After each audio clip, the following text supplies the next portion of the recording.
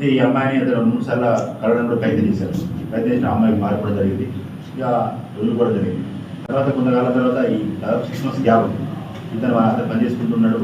వాళ్ళు కూడా ఎలాంటి లేదు అంటే వదిలిపెట్టే కాన్సెప్ట్ వాళ్ళ మా బాబు వేరే సంబంధం చూసుకుంటారనే ఉద్దేశంతో వాళ్ళు కూడా వేరే సంబంధం చూసుకునే సమాచారము ఇతనికి తెలిసి చెప్పలే కానీ పోస్టులు అడిగినప్పుడు అయింది కావచ్చు అనే ఒక సూచన ప్రకారం వాళ్ళు చెప్పారు. ఇతను కన్ఫర్మ్ చేసుకొని రైట్ నన్ను వదిలిపెట్టిపోతాను.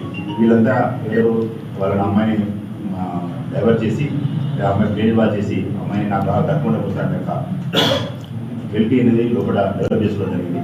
దాని తర్వాత 1 month బ్యాక్ అయినా ఒక కత్తి నెక్కొండ ఏరియాలో చేసే స్థానం పట్టే కత్తి దగ్గర ఒక కత్తి కూడా పెట్టడం కత్తి కూడా కొనుక్కోవడం జరిగింది.